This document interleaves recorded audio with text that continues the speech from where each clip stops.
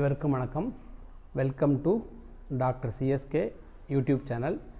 நம்மளுடைய YouTube channel வந்து Kumar nature cure hospital அப்படிங்கிற நேமில் வந்து இவ்வளோ நாளாக ஃபங்க்ஷன் ஆகிட்டு இருந்தது. நாளையிலிருந்து நம்மளுடைய யூடியூப் சேனல் வந்து டாக்டர் சிஎஸ்கே அப்படிங்கிற பேரில் வந்து சேஞ்ச் பண்ணுறோம். அனைவருக்கும் இனிய பொங்கல் தின வாழ்த்துக்கள். நான் டாக்டர் சி சுகுமார், யோகா மற்றும் இயற்கை மருத்துவர். நம்மளோட யூடியூப் சேனலில் யோகா மற்றும் இயற்கை மருத்துவத்தை பற்றி நிறைய வீடியோஸ் வந்து அப்லோட் பண்ணியிருந்தோம். அதே மாதிரி இதனுடைய பிஎன்வைஸ் கோர்ஸ் பற்றியும் நிறைய அப்டேட் பண்ணியிருந்தோம். இன்றைக்கி என்ன பார்க்க போகிறோம் அப்படின்னா, இயற்கை மருத்துவம் அப்படின்னாவே பெரும்பாலும் என்ன நினைப்பாங்க அப்படின்னா, இயற்கை மருத்துவம் சிகிச்சை முறைகள் அல்லது இயற்கை மருத்துவ வாழ்வியல் முறை யோகா இது எல்லாமே வந்து குறிப்பாக வயது முதிர்ந்தவர்களுக்கு மட்டும்தான் அப்படின்னு நினச்சிட்டு இருக்கிறாங்க.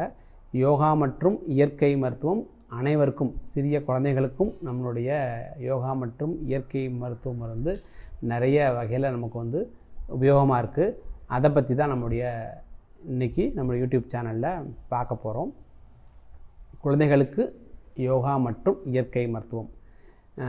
இயற்கை மருத்துவம் வந்து சின்ன பிறந்த குழந்தையிலிருந்து நிறைய வகையில் வந்து சப்போர்ட்டிவாக இருக்கும் அப்படிங்கிறத பற்றி தான், எந்த வகையில் இருக்குது அப்படிங்கிறத பற்றி தான் இன்றைக்கி நம்ம வீடியோ டீட்டெயிலில் பார்க்க போகிறோம். இப்போ இயற்கை மருத்துவம் என்னது? இது வந்து ஒரு லைஃப் ஸ்டைல் தான். நம்மளுடைய வாழ்வியல் நடைமுறை வந்து சின்ன குழந்தையிலேருந்து, பிறந்த குழந்தையிலேருந்தே அவங்களுடைய லைஃப் ஸ்டைல் வந்து கரெக்டாக இருந்தால் ஆரோக்கியமாக இருக்கலாம் அப்படிங்கிறத பற்றி தான் தெரிஞ்சுக்க போகிறோம். எந்தெந்த வகையில் இப்போ ஒரு குழந்தை இருக்குது, பிறந்த ஒரு 6 மாதம் ஒரு வயசு ஆகுது அப்படின்னா நம்ம என்ன பண்ணுவோம், அவங்களுக்கு ஏதாவது சின்ன சின்ன உபாதைகள், ஒரு கோல்டு வருது, ஒரு சளி பிடிக்கிற மாதிரி இருக்குது, ஒரு காய்ச்சல் வர மாதிரி இருக்குது, இல்லை வயிறு சம்மந்தப்பட்ட பிரச்சனைகள் எது எடுத்தாலும் நம்ம என்ன பண்ணுவோம், உடனே வந்து நம்மளுடைய குழந்தைகள் டாக்டரை போய் அப்ரோச் பண்ணிவிட்டு அவங்களுக்கான ட்ரீட்மெண்ட் எடுக்கிறோம்.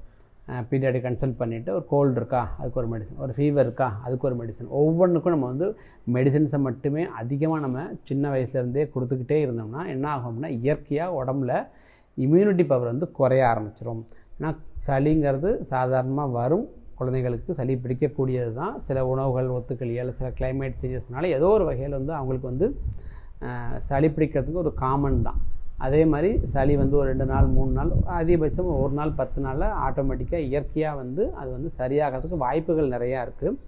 அதே மாதிரி குழந்தைகளுக்கு வரக்கூடிய சின்ன சின்ன பிரச்சனைகள், அடிக்கடி லூஸ் மோஷன் போகிற மாதிரி சில பிரச்சனைகள் வரலாம், இல்லை அவங்களுக்கு செரிமானம் சரியாக இல்லை, சில டைம் வாமிட் வர மாதிரி இருக்கலாம்.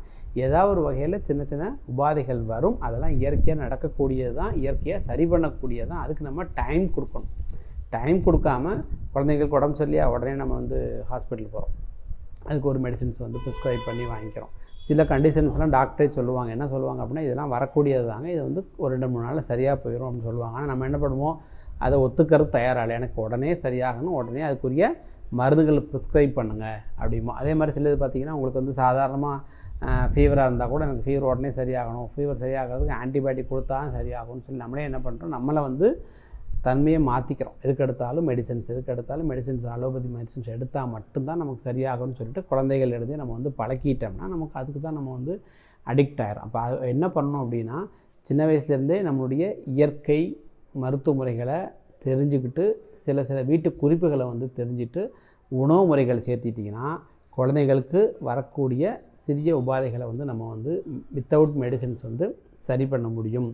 அதுக்கு என்ன அப்படின்னா, ஒரு கோல்டு வருது, கோல்டுக்கு நம்ம வீட்டிலே நிறைய துளசிகள் யூஸ் பண்ணலாம். அவங்களுக்கு வந்து என்னென்ன வீட்டில் பண்ணக்கூடிய சில குழந்தைகளுக்கு தேவையான உணவு முறைகள், நம்ம துளசிங்கிறது சாதாரணமாக யூஸ் பண்ணக்கூடியது தான். அதே மாதிரி ஆவி பிடிக்கிறதும் சாதாரணமாக, ஒரு ஒத்தரம் வைக்கிறதும் ஒரு சின்ன வீட்டு முறை வைத்தியம்தான். அல்லது இப்போ நிலவேம்பு கஷாயம் இருக்கவங்களுக்கு, அதாவது கபசுர குடிநீர் இருக்குது, இது மாதிரி நிறைய இம்யூனிட்டி இம்ப்ரூவ் பண்ணுறதுக்கும் சளி தொந்தரவை சரி பண்ணக்கூடிய வீட்டு வைத்திய முறைகள்ங்கிறது நிறைய இருக்குது. அதை நம்ம முறையாக நம்ம தெரிஞ்சுக்கிட்டு அதை நம்ம கொஞ்சம் ஃபாலோ பண்ணாவே ஆரோக்கியமாக இருக்கலாம். அதுக்கு அடுத்தது பார்த்திங்கன்னா, நம்மளுடைய இம்யூனிட்டி எப்படி இம்ப்ரூவ் ஆகும், நம்மளுடைய உணவு பழக்க வழக்கம். அப்போ இயற்கை மருத்துவங்கிறது என்னது, எல்லாத்துக்குமே சின்னவங்களாக இருக்கட்டும் பெரியவங்களாக இருக்கட்டும் அடிப்படை காரணம் அவங்களுடைய உணவு முறைகள் தான். அப்போ குழந்தை சின்ன வயசுலேருந்தே நம்மளுடைய ஃபுட்டு வந்து கொடுக்கக்கூடியதை வந்து ஆரோக்கியமாக இருந்துச்சுன்னா மேக்ஸிமம் நோய் வராது. நம்மளுடைய இயற்கை மருத்துவத்தில் என்ன சொல்கிறோம், கழிவுகள் தேங்கினா மட்டும்தான் நோய் வருது, கழிவுகள் வெளியேறிட்டால் நோய் எதுவும் வராது. அப்போ சின்ன குழந்தைகள் என்ன பண்ணணும், அவங்களுக்கு வந்து எஜுகேட் பண்ணணும். ஹைஜீனிக்காக எப்படி இருக்கிறது, என்ன மாதிரியான உணவு முறைகள் சாப்பிட்றது, உடம்பை வந்து ஆரோக்கியம் எப்படி வச்சுக்கலாம், எப்படி இம்யூனிட்டி இம்ப்ரூவ் பண்ணுறதுக்கு என்னென்ன பண்ணணும் அப்படிங்கிறதையும் கூட கொஞ்சம் மூச்சு பயிற்சி கற்றுக்கிறது, யோகா பயிற்சி பண்ணுறது, அவங்களுக்கு என்ன சொல்கிறது, உங்களுக்கு இந்த 5 பிரின்சிபல்ஸ் ஏற்கனவே வீடியோவில் போட்டிருக்கிறோம். இதெல்லாம் நீங்கள் அந்த 5 பிரின்சிபல்ஸுங்கிறது என்னது, ஒரு நாளைக்கு எவ்வளோ நேரம் தூங்கணும், எவ்வளோ நேரம் என்னென்ன டைமில் சாப்பிடணும், எந்தெந்த டைமில் தூங்கணும், தண்ணி எவ்வளோ குடிக்கணும், டெய்லி 1 மணி நேரமாக உடற்பயிற்சி பண்ணுறது, அது மாதிரி இந்த 5 பிரின்சிபல்ஸ் ஃபாஸ்டிங் இருக்கிறது, இதெல்லாம் வந்து சின்ன குழந்தையிலேருந்து எஜுகேட் பண்ணிட்டீங்க அப்படின்னா அவங்களுடைய ஹெல்த்தை வந்து பார்த்துக்குவாங்க, நோய் வராமல் பார்த்துக்கலாம்.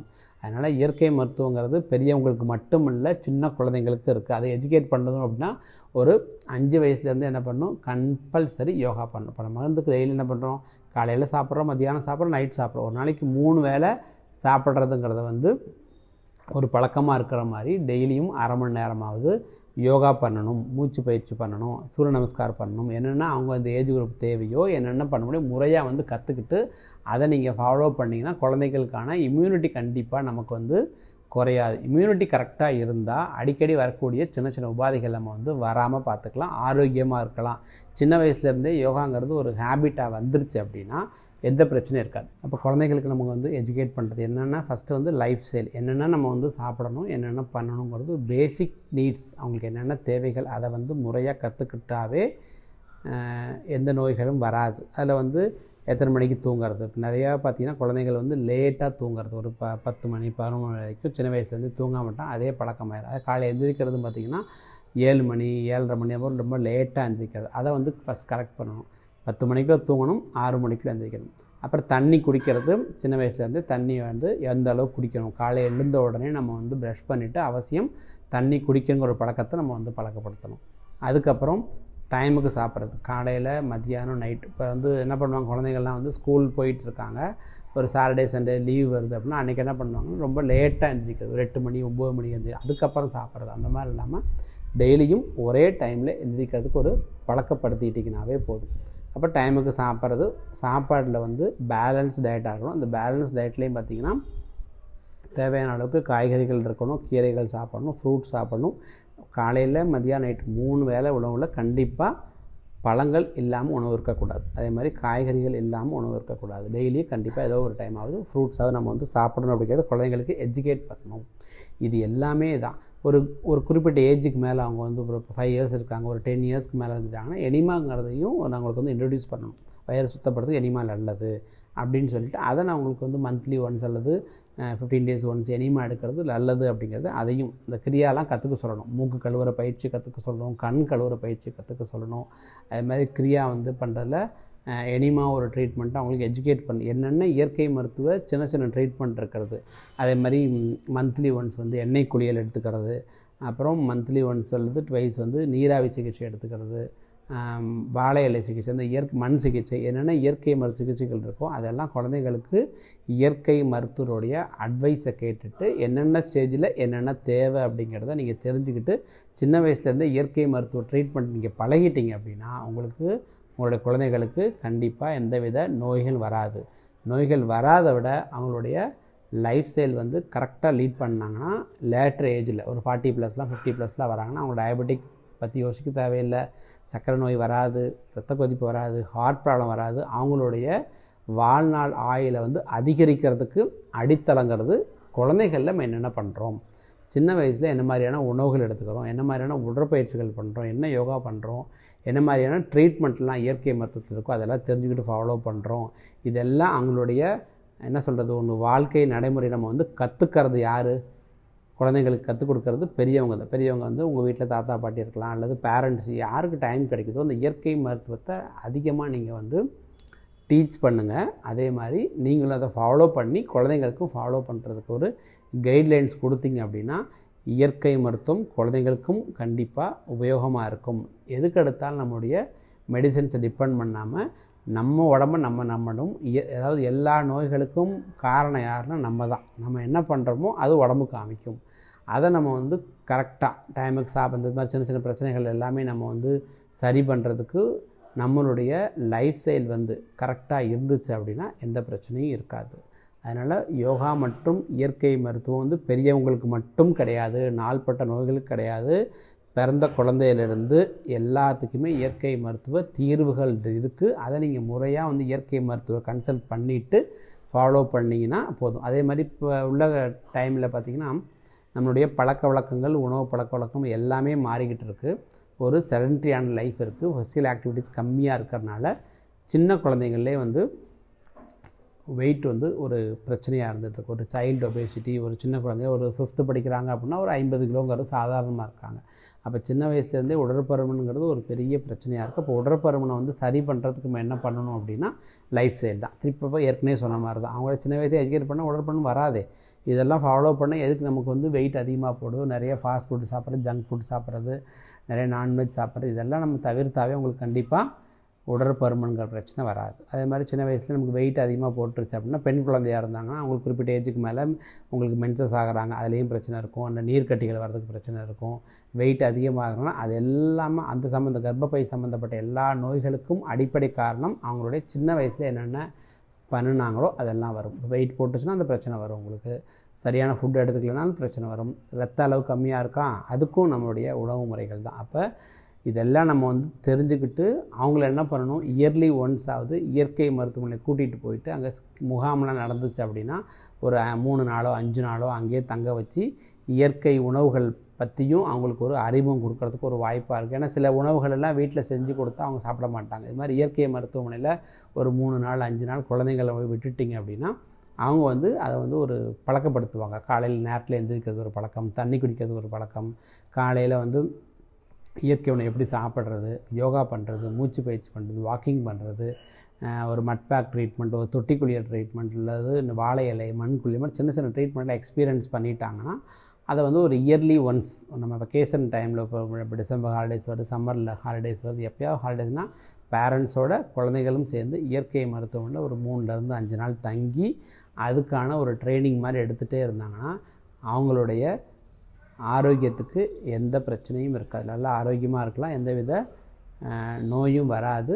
நம்மளுடைய லைஃப்பை வந்து எக்ஸ்டெண்ட் பண்ண முடியும். அதே மாதிரி எக்ஸ்டெண்ட் பண்ணுறது முக்கியம் இல்லை, ஆரோக்கியமாக நோய் இல்லாமல் வாழ்கிறதுக்கு ஒரு உபயோகமாக இருக்கும். அதனால் என்ன பண்ணுறீங்கன்னா உங்கள் குழந்தைகளுக்கு நம்ம என்ன பண்ணுவோம், வெக்கேஷன் விட்டாவே நம்ம பிளான் பண்ணுவோம். இங்கே போகலாம், அங்கே போகலாம், கோயிலுக்கு போகிறோம், இல்லை டூர் போகலாம், ஒரு ஹில் ஸ்டேஷன் போகிறது, இல்லை ஃபாரின் டூர் போகிறது, நிறைய பிளான் பண்ணுவோம்.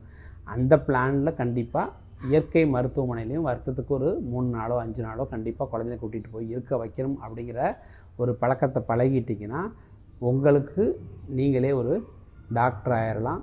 நோய் வராமல் பார்த்துக்கலாம். கவலை இல்லாமல், ஸ்ட்ரெஸ் இல்லாமல் வாழ்கிறதுக்கு யோகா மற்றும் இயற்கை மருத்துவம் நிறைய வகையில் சப்போர்ட் பண்ணும். எல்லா ஏஜ் குரூப்புக்கும் யோகா மற்றும் இயற்கை மருத்துவம் இருக்குது அப்படிங்கிறத பற்றி இந்த வீடியோவில் இது வரைக்கும் டிஸ்கஸ் பண்ணோம்.